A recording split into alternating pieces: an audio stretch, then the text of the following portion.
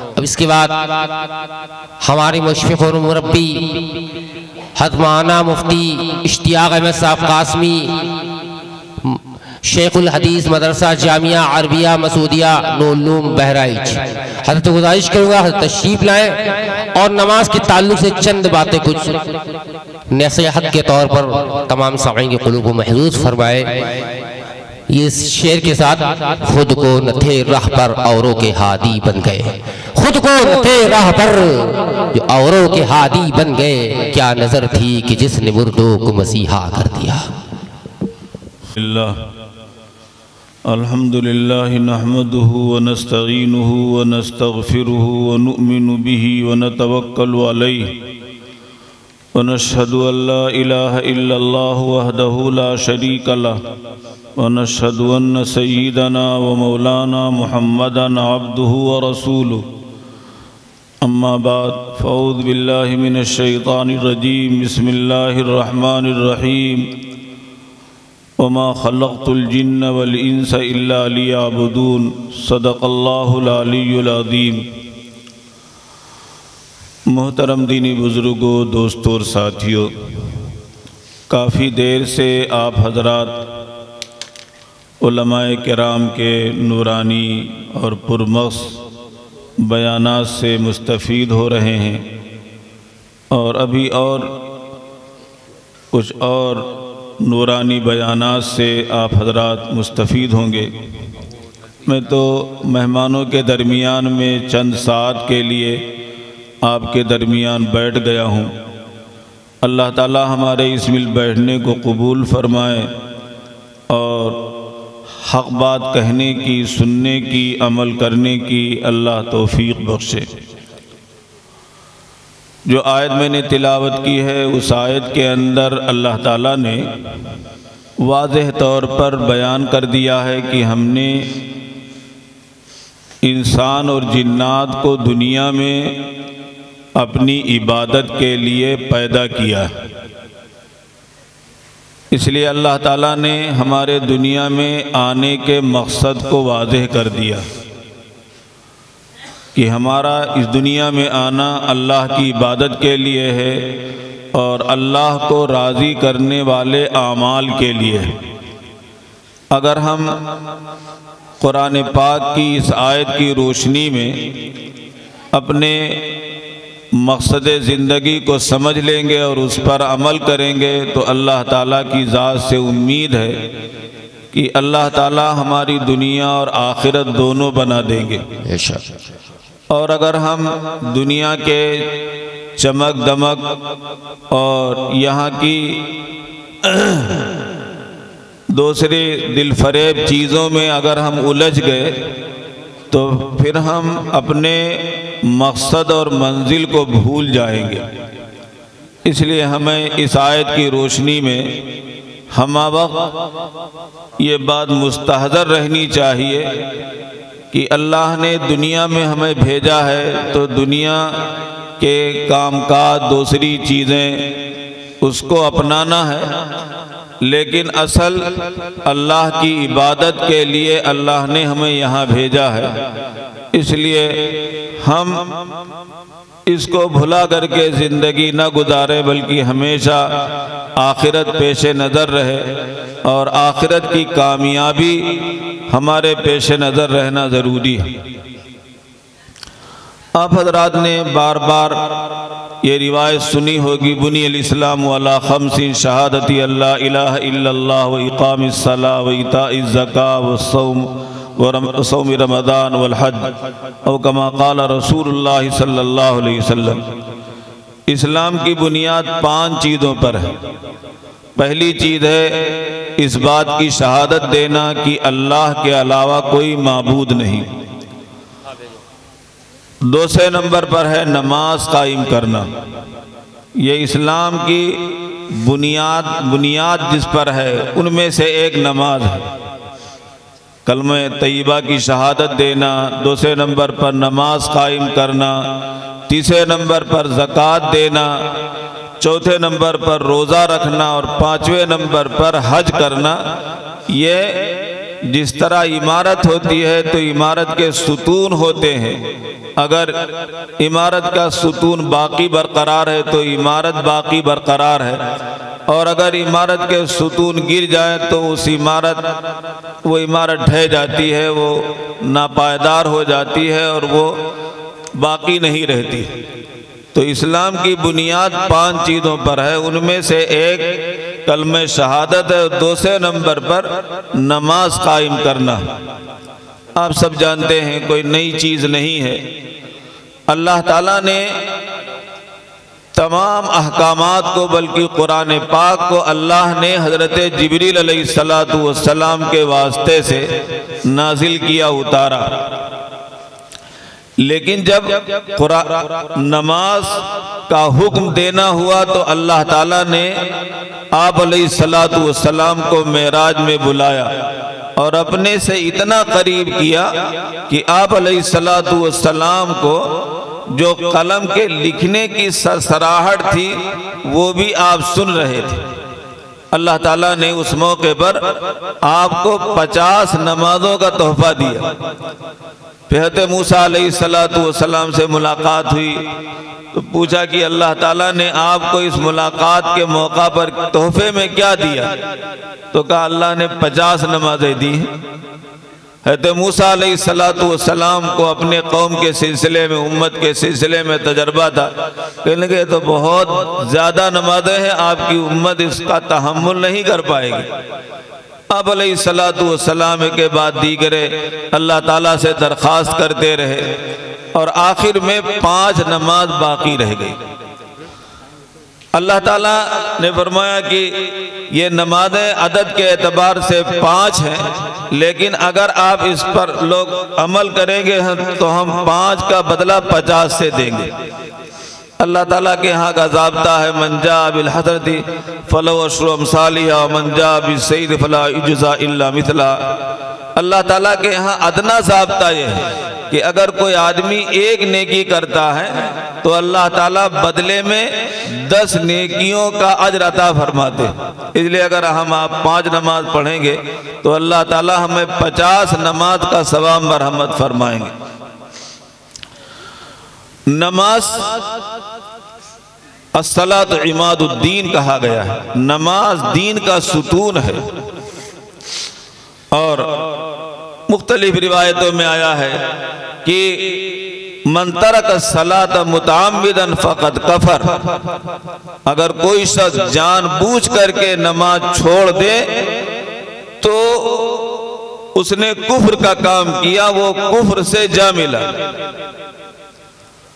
حضرات صحابہ کرام رضوان اللہ تعالی علیہم اجمعین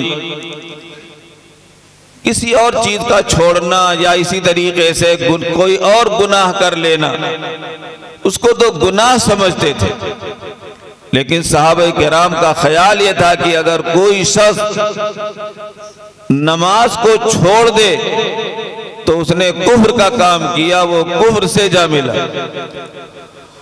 حضرت مولانا منظور صاحب نعمانی نور اللہ مرقدہ فرماتے ہیں ان احادیث کی روشنی کے ذیل میں کہ اگر کوئی شخص جان بوجھ کر کے نماز چھوڑتا ہے تو در حقیقت اس نے اللہ سے، رسول سے اور اسلام سے اپنا رشتہ منقطع کر لیا، اپنا رشتہ تعلق ختم کر لیا۔ تو نماز یہ ہمارے لیے انتہائی لازم و ضروری ہے۔ آسمانی جو مذاہب ہیں جو اس سے پہلے یہاں تک کہ نماز کے بارے میں آتا ہے، حضرت آدم علیہ السلام سے لے کر کے آپ علیہ السلام تک کوئی نبی ایسا نہیں آیا جس پر اللہ تعالیٰ نے نماز کو فرض نہ کیا۔ ایک حدیث میں آیا ہے ایک قبیلے کے لوگ آپ علیہ السلام کے پاس آئے اور آنے کے بعد انہوں نے کہا کہ ہم جو آپ حکم کریں گے اس پر عمل کریں گے، لیکن ہم نماز نہیں پڑھ پائیں گے۔ تو آپ علیہ السلام نے فرمایا جس دین اور مذہب میں نماز نہیں ہے اس میں کوئی بھلائی ہی نہیں، جس دین اور مذہب میں نماز نہیں ہے اس میں کوئی بھلائی ہی نہیں۔ اور یہ اللہ تعالیٰ کا بہت بڑا کرم اور احسان ہے۔ آپ دیکھیں گے اللہ تعالیٰ کی جتنی مخلوق ہے وہ عبادت میں مشغول ہے۔ وَإِن مِّن شَيْءٍ إِلَّا يُسَبِّحُ بِحَمْدِهِ وَلَٰكِن لَّا تَفْقَهُونَ تَسْبِيحَهُم۔ کوئی بھی جاندار چیز ایسی نہیں ہے جو اللہ کے ذکر میں عبادت میں مشغول نہ ہو۔ یہ اور بات ہے کہ ہم ان کو سمجھ نہیں پاتے، لیکن آپ دیکھیں گے کسی کو قیام کی عبادت، کھڑے ہونے کی عبادت ملی ہے، کسی کو رکوع کرنے کی عبادت ملی ہے، کسی کو سجدہ کرنے کی عبادت ملی ہے، لیکن اللہ تعالیٰ نے انسان اشرف المخلوقات ہے، اس کو اللہ تعالیٰ نے تمام عبادتوں کا مجموعہ دیا ہے۔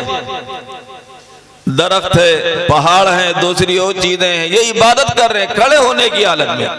یہ جانور ہے جو رکوع کی حالت میں، یہ رکوع کی حالت میں اللہ کی عبادت کر رہے ہیں۔ بعض چیزیں جو زمین پر چلنے والی ہیں، یہ زمین پر رینگ کر کے اور اس طریقے سے سجدہ ریز ہو کر کے عبادت کر رہے ہیں، لیکن اللہ تعالیٰ نے ہم انسانوں کو نماز جیسی عبادت دی۔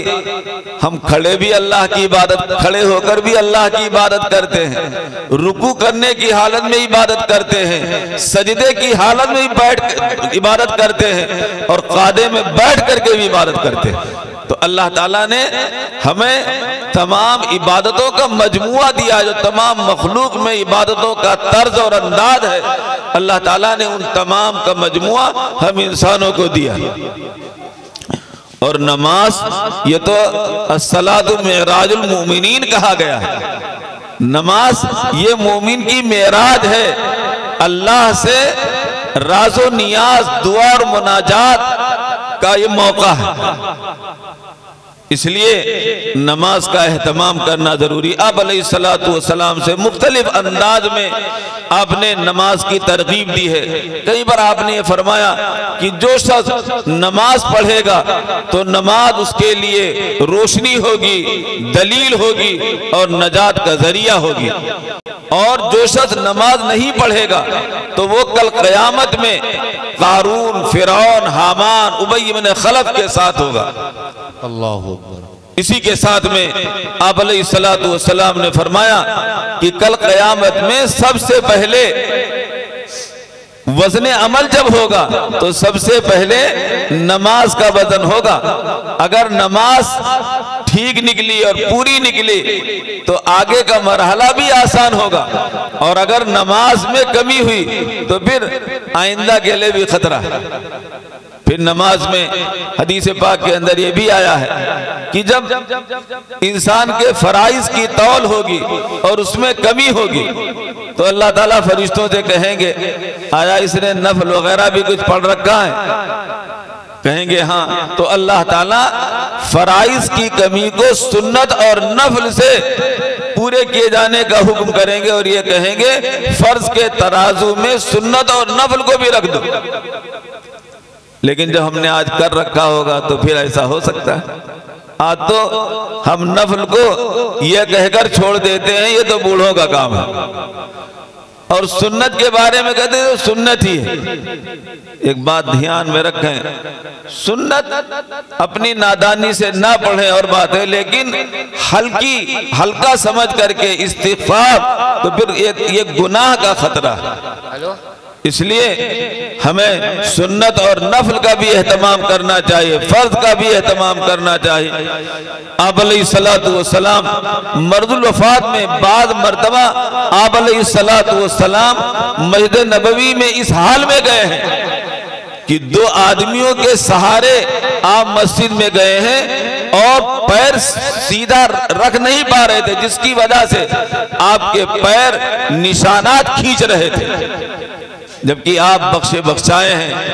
اللہ تعالیٰ نے مغفرت کا پروانہ دنیا میں دے دیا ہے، لیکن اس کے باوجود نماز کی فکر ہے۔ حضرت عامر بن عبداللہ ہیں، یہ حضرت زبیر بن عوام رضی اللہ تعالیٰ عنہ کے پوتے ہیں، بیمار ہیں، نہایت ہی کمزوری کی حالت ہے۔ اذان سنی، لوگوں سے کہا مجھے مسجد لے چلو، لوگوں نے کہا کہ آپ اس طرح کمزور ہیں، لاغر ہیں، آپ مسجد نہیں جا سکتے۔ کہنے لگے یہ ہو نہیں سکتا ہے، جب مؤذن کی اذان ہم نے سن لی تو ہم یہاں نماز نہیں پڑھیں گے، مسجد میں جا کر کے نماز پڑھیں گے۔ اب جب وہاں گئے ہیں تو وہاں جانے کے بعد ایک رکعت نماز پڑھی اور اس کے بعد وہی انتقال ہو گیا۔ ایک اور بزرگ کے بارے میں آتا ہے، وہ بڑے اللہ والے تھے، بڑے نیک بندے تھے، لیکن ایک مالک کے غلام تھے۔ عبادت میں فجر کے بعد وہ اوراد و وظائف میں لگے رہے۔ بادشاہ نے یا مالک نے ان کو بلایا لیکن وہ نہیں آئے۔ تو ہر ایک آدمی کے کچھ دوست و دشمن ہوتے ہیں، کسی نے لگا دیا کہ آپ بادشاہ ہیں، مالک ہیں، اور آپ نے بلایا اور فلاں صاحب نہیں آئے۔ جب آئے تو پوچھا کہ آپ ہمارے بلانے پر کیوں نہیں آئے؟ تو کہا سن لیجئے، میں سب سے پہلے اللہ کا غلام ہوں اور بعد میں آپ کا غلام ہوں۔ پہلے ہم اپنے اللہ کی خدمت کریں گے، اس کے بعد پھر آپ کی خدمت کریں گے۔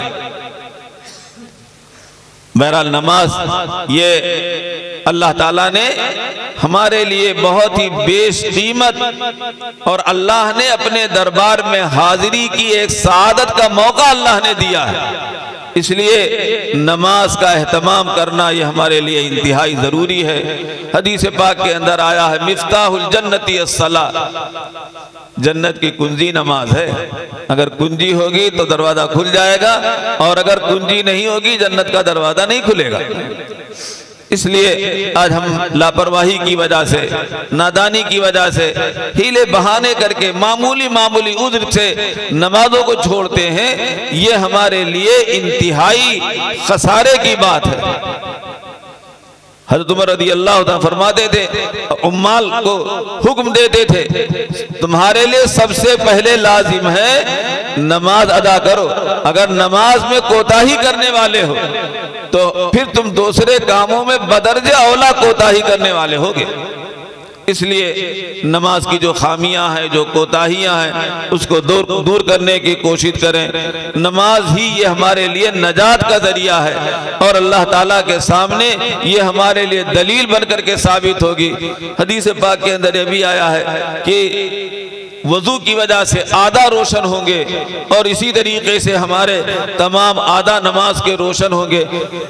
اس طرح دلیل کے ساتھ ہم اللہ تعالیٰ کی بارگاہ میں پہنچیں گے تو اللہ ضرور بھی ضرور ہمیں اخروی نجات مرحمت فرمائیں گے، جنت کا پروانہ اللہ ہمیں مرحمت فرمائیں گے۔ حدیث پاک کے اندر یہ بھی آیا، آپ علیہ السلام نے فرمایا قرۃ عینی فی الصلاۃ، میرے آنکھوں کی ٹھنڈک نماز ہے۔ آپ دعویٰ تو بہت کرتے ہیں، ہمیں آقا سے محبت ہے، ہم نبی کریم صلی اللہ علیہ وسلم پر جان چھڑکنے والے ہیں، سب کچھ دعوے سے نہ دنیا میں کام بنتا ہے نہ آخرت میں کام بنتا ہے، عمل سے کام بنتا ہے، عمل سے زندگی بنتی ہے، جنت بھی جہنم بھی۔